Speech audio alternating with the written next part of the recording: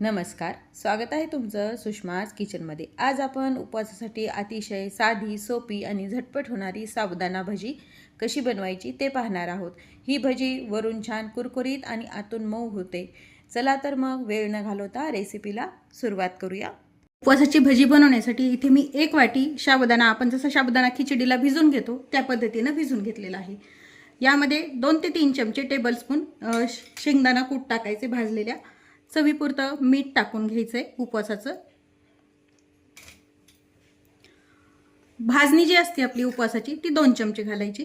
भाजणी नसेल तर तुम्ही भगरीचं पीठ वापरू शकता, राजगिरा पीठ, कोणतंही याच्यामध्ये उपवासाचं पीठ वापरलं तरी चालते। 2.5 चमचे मी पीठ टाकून घेतलेलं आहे।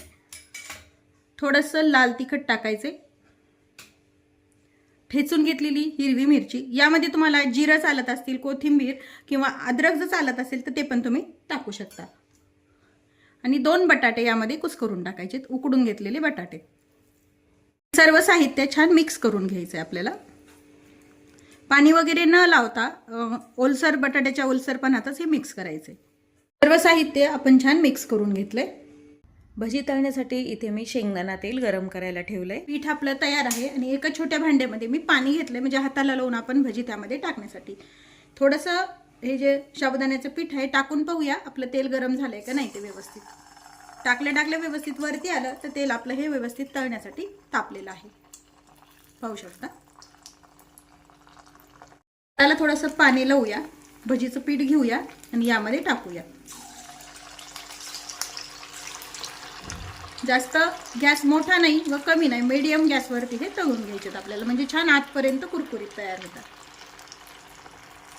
जेवढे मावतील तेलामध्ये, आकार छोटा मोठा तुमच्या आवडीने तुम्ही कमी जास्त करू शकता। आता हे भजे एक साइडने व्यवस्थित कुरकुरीत झाल्यानंतर आपण हे पलटून घ्यायचे। तळून झाल्यानंतर पलटून घेऊया आपण ही भजी।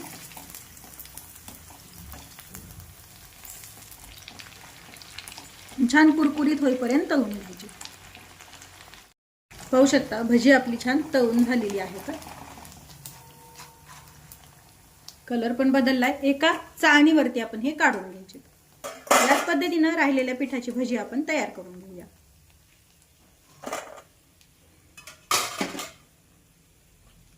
तुम्हाला उपवासाला साबुदाण्याच्या कोणत्या रेसिपी आवडतात हे कमेंटमध्ये नक्की सांगा।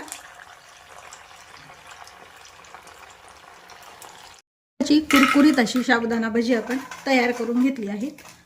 अगदी छान कुरकुरीत होतात, पाहू शकता तुम्ही। तर अशी ही आपली गरमागरम साबुदाणा भजी खाण्यासाठी तयार आहे। यासोबत तुम्ही दही किंवा मग शेंगदाणा चटणी खाऊ शकता। ही रेसिपी तुम्ही घरी नक्की बनवून पहा। व्हिडिओ आवडला असेल तर लाईक आणि शेअर करायला विसरू नका आणि अशा साध्या सोप्या रेसिपीसाठी सुषमाज किचन चॅनलला सबस्क्राईब करायला विसरू नका। अशाच नवीन रेसिपीसोबत पुन्हा भेटूया, तोपर्यंत बाय बाय। व्हिडिओ पाहिल्याबद्दल धन्यवाद।